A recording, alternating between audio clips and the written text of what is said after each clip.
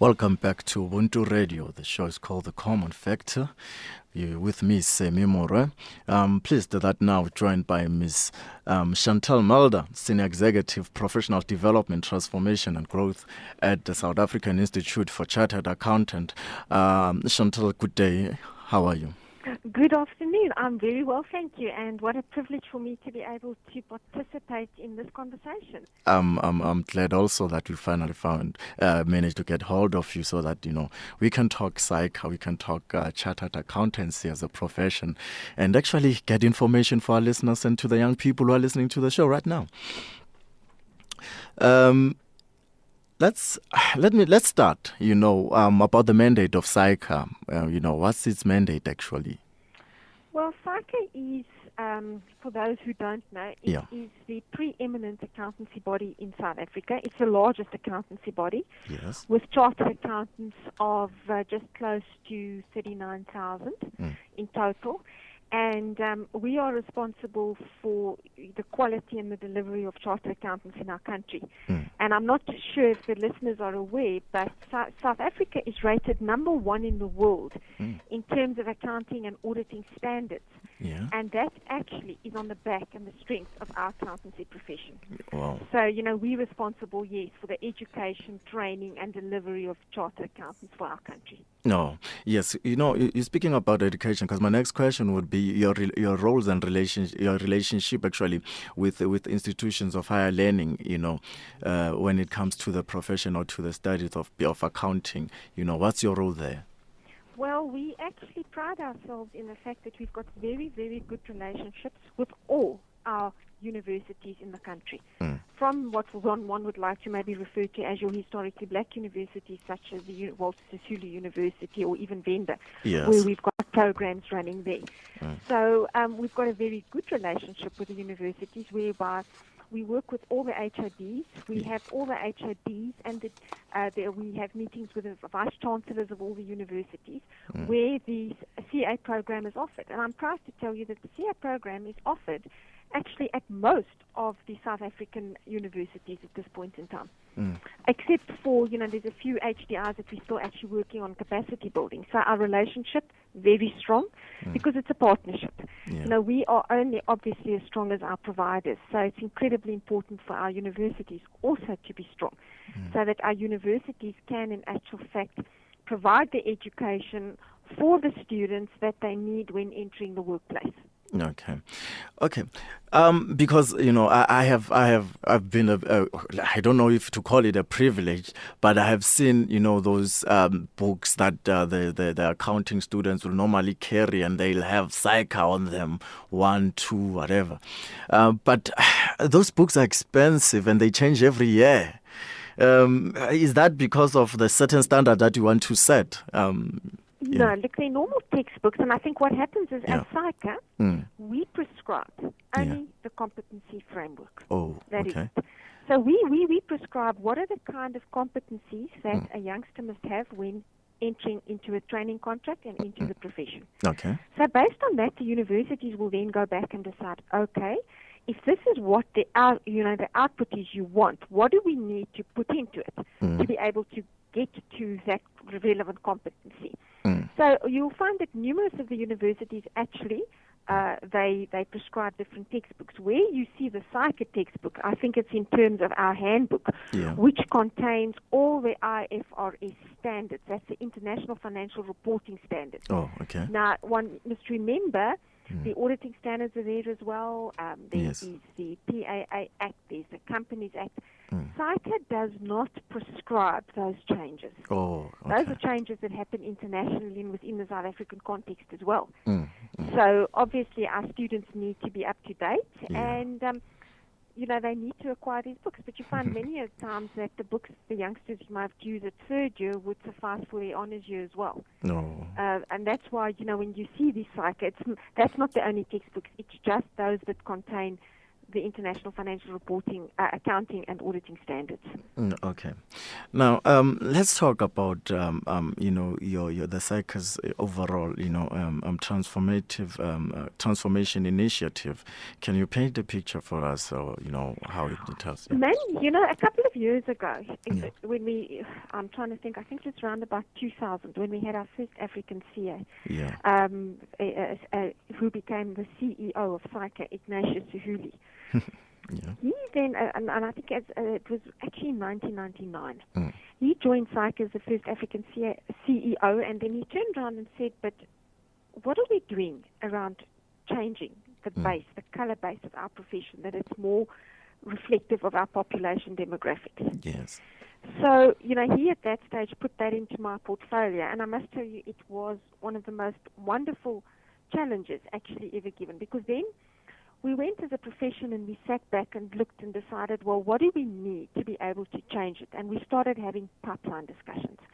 What do we need to do at a school level to get youngsters interested in becoming chartered accountants? Because none of them have actually heard about the profession. Yes. They know about doctors and they know about educators, but chartered accountants, very foreign concept. Yes. So we had to come up with a comprehensive strategy where we start working at a school's level, telling the youngsters about the profession, encouraging them to become CAs. Then at an undergraduate level, we had to set up a specific bursary fund, because, it's one thing telling youngsters become a CA, but then the youngsters have no funding. Yes. They have got no money, they've got no support, they're left to their own devices, and many of the youngsters fail dismally at higher education institutions. So we then went and we set up public-private partnerships with all our universities to say, help us in growing our pool of African and colored CAs. Yeah. Now, you might say that, but why didn't you include Indian? For the very fact that in terms of our membership demographics, our Indian and whites were overrepresented. Oh, okay. So if we want to really start seeing the demographic shifts we need to start focusing on African and colored youngsters. Okay. So we then set up the Thuthuka Bursary Fund, where we work with all our universities, and we said to them that we will provide you with funding, but you've got to put certain building blocks in place, because we're not going to tolerate throughput pass percentages of 20%, which is what you're seeing if you look at all the statistics coming out nationally of the students that pass and how dismal the throughput pass percentages at the higher education institutions are. We weren't going to tolerate it. Not as we just had to try and say to everybody, look, the holiday's over. Now it's time for us to start really and truly working together and bringing about meaningful change. And we've managed to achieve that. Our students, our Thuthuka students at undergraduate level perform exceptional. At the first year level, they get in excess of 98% throughput pass percentage, whereas you would know your highest dropout rate is actually at first year level. Yes. So we've put in a specific program in place at all the universities where our students are. They have got specific accommodation, they've got additional tutorial support, they've got life skill support. All their funding is paid for, their textbooks, including obviously their food as well, because we can't have our youngsters being hungry. So we've set up a program at the undergraduate level, we've set up programs at a postgraduate level. So we actually work through our youngsters all the way through the pipeline in becoming CAs. And that's how we've managed to actually deal successfully with our transformation issues. Bearing in mind, I always say to everybody, they say, well, what does your membership statistics look like? Yeah, I was going to ask you that. But you need to look at your new intake. So what thrills us is that the new youngsters registering for the designation CASA, that's where we've managed to change massive shifts. 50% of our youngsters are now female, you'll be happy to know. Yeah, okay. And more than 30% are African and colored members already, of our new youngsters that register every year. Yeah. Which is telling us that all the interventions we're putting at pipeline level is starting to bear fruit. Okay, so you're saying that now the numbers actually are increasing, and I mean, what have been the challenges, the most, your challenges in terms of that? Yes, I see. I think our biggest challenge is still your secondary schooling and the quality of the secondary schooling education. Yeah. Because what is happening now is because it's not there. So you've got two problems. Yes. Secondary schooling, and in secondary schooling, I'd like to highlight two particular issues. Number one, the youngsters aren't encouraged to take mathematics. Yes. Because not all schools offer mathematics. So if you are in a school where you can only do maths literacy, you've got an enormous problem because you'll never be able to follow a lot of your professional careers. You could not do medicine. You couldn't be you couldn't be an actuary. You couldn't be a scientist. You couldn't be an engineer because all those youngsters need mathematics. So we've got to get that right, and also the quality of the matric passes. Yeah. So, the youngsters enter into tertiary education, but they're very, very unprepared. So you find that the universities have got to do twice as much work to be able to get the youngsters actually on par, with what you'd expect at that particular level. So then when you get to the university, you've got another issue again, because all at the higher education institutions, the focus is very much on research. Yes. So you cannot be promoted as an academic if you don't research sufficiently. Yes. But yet your teaching load has become so much more extensive because of the underpreparedness of the youngsters. Do you see the kind of issues one has there? Yeah. And then I would say the other challenge is around funding for the students. To put a student per annum through university is a minimum of about 100,000 Rand a year. That's accommodation, residence, their tutorial fees, their textbooks and everything. So it's not cheap.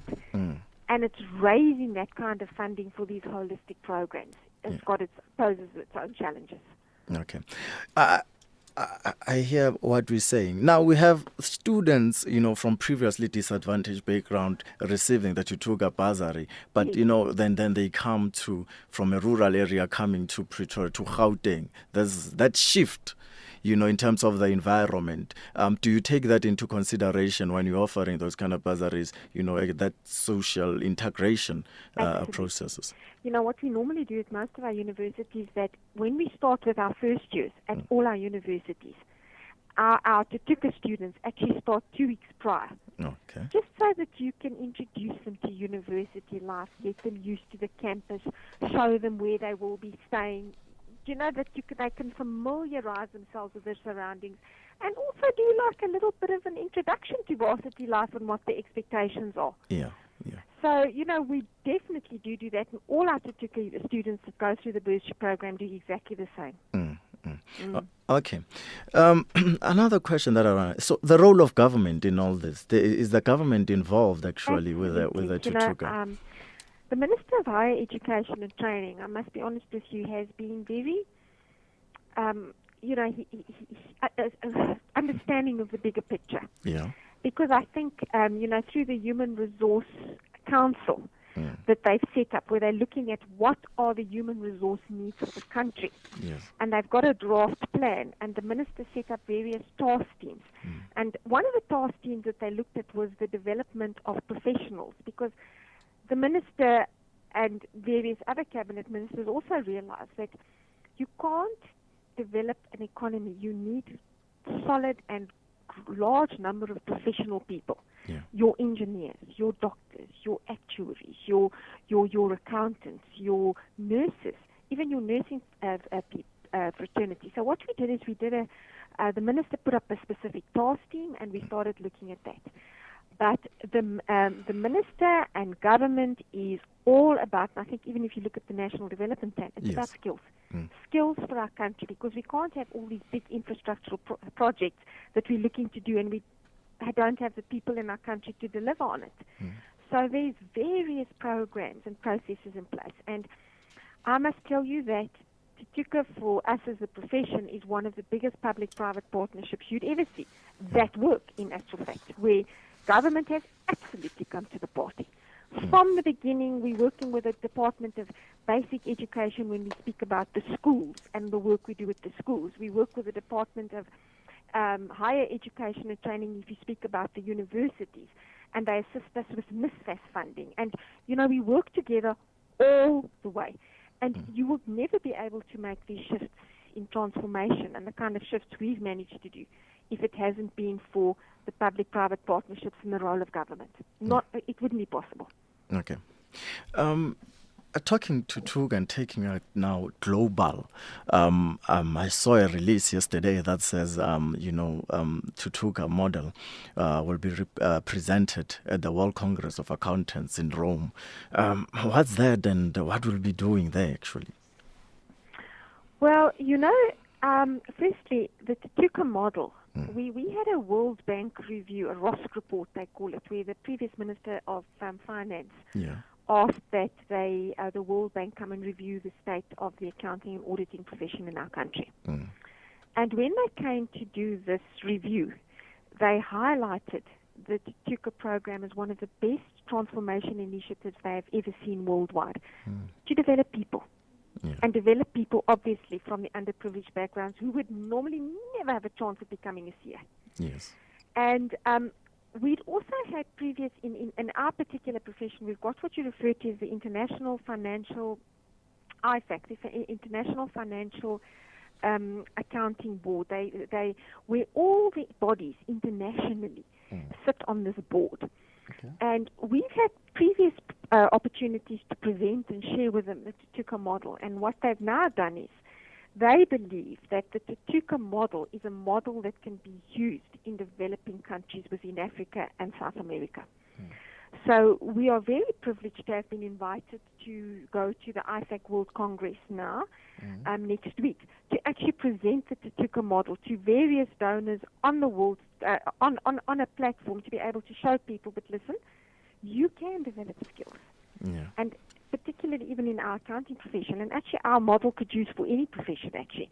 And how do you build pipeline, and how do you grow these partnerships, and what are the kind of critical things that you need to do to actually enable, to enable them to also grow their own talents. Because I must tell you, in Africa, they've got their own problems. Yes. And the one thing that always bothers me about Africa is they don't grow their own professions. This whole concept of Africa for Africa, which really at the end of the day then gives you sustainable development. So we see this as an enormous opportunity actually to help our fellow brothers and sisters in our continent.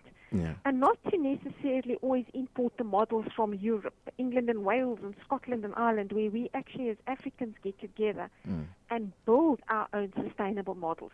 And obviously Thuthuka is absolutely one can use as a basis for that. Okay. Because it's pipeline. It speaks about pipeline growth and development and nurturing the youngsters from school level right up to them qualifying as professionals. Yes. Now, in terms of qualifying, let's talk about qualifying. You have a student who's studying BCom at the university, and then they complete. Luckily, they get employed as an accountant. Then there's this process of serving articles. But these articles are only given by, is it auditing firms and banks? No. Okay. We've opened it up now. Because in actual fact, the whole way of qualifying actually has now changed. What we've done is we're saying to ourselves that our chartered accountants in our country, if you have a look, and I think there was a survey done where they actually occupy lots of CEO positions, lots of CFO positions, which is really your top positions in the country. And we want to make sure that they've got the right business acumen. Okay. Going forward, one's always got to look forward. So what we've done is we've opened up previously, years gone by when I did it actually, you could only do trading within an auditing firm. Now you can do it within auditing firms, you do it within the banking environment, you can do it within commerce and industry. The only thing that we do require is that people obviously have to register as a training officer with SAICA.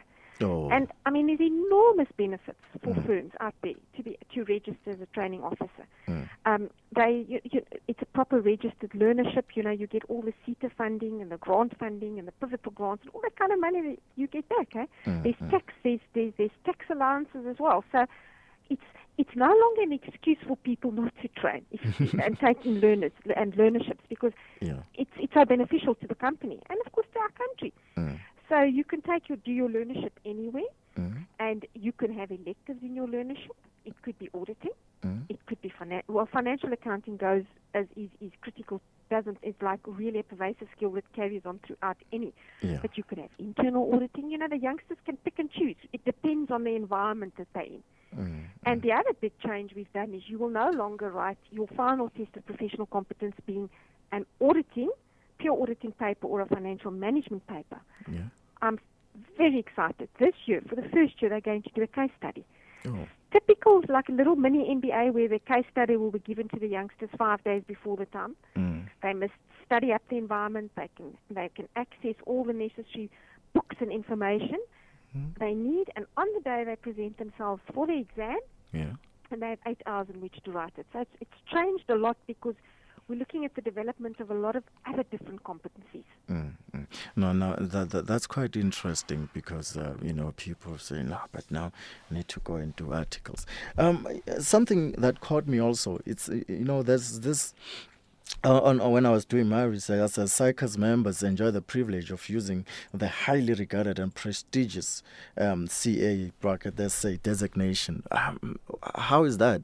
Is that because of being regarded the best in? Let me tell you something which I always find so interesting. Yeah. There's always an argument between the marketing people and even myself, because the marketing people, we're so good because look what we've done for branding CASA.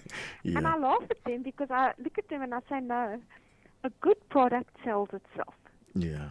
Because the marketplace knows and understands the value there is in a CA.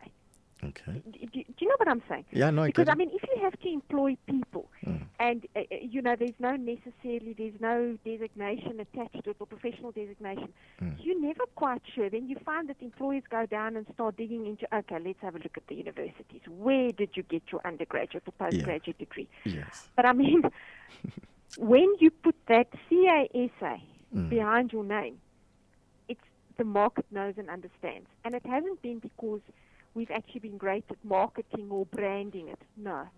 The product itself has sold itself because the people who occupy these senior positions and the people who do what they do are recognized for the quality of their education and training.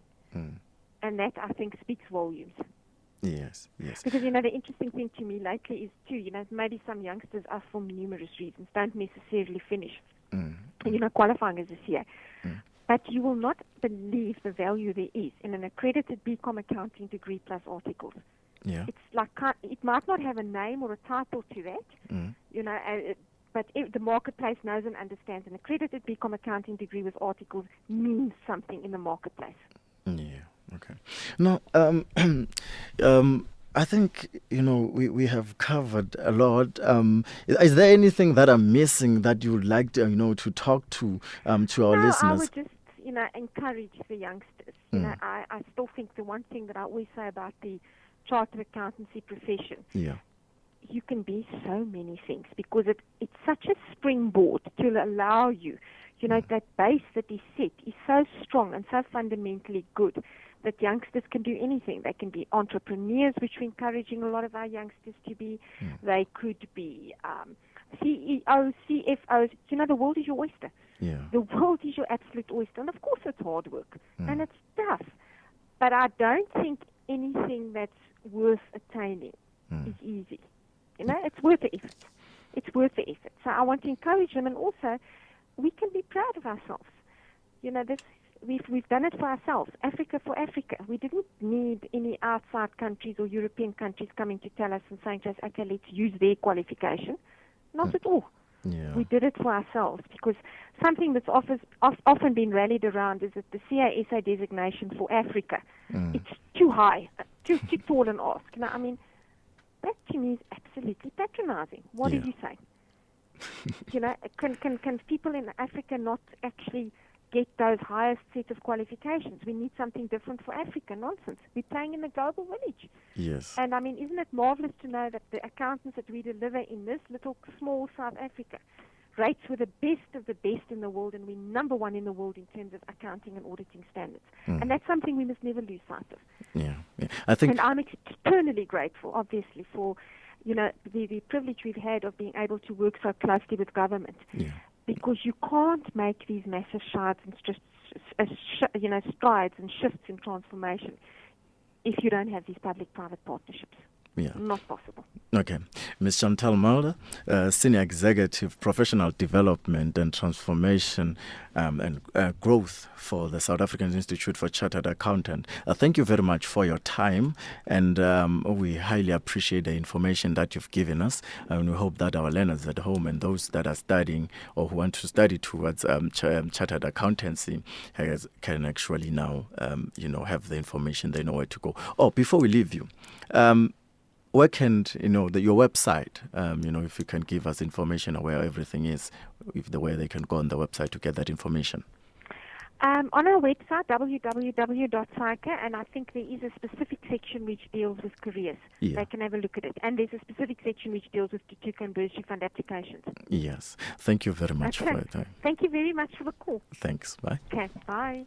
That was Ms. Chantyl Mulder, Senior Executive, Professional Development, Transformation and Growth at the South African Institute for Chartered Accountants, telling us about the role of which chartered accountants, are playing in the world and actually in South Africa business-wise. I mean, the survey that was done, top 200 companies that are listed on the GSE are actually headed by chartered accountants. So that you get an idea of how important that the career path or that profession is to South Africa as a market. And actually we're doing well representing Africa, being the, rated among the best in the world, or one of the best in the world when it comes to auditing and accountant and accountability.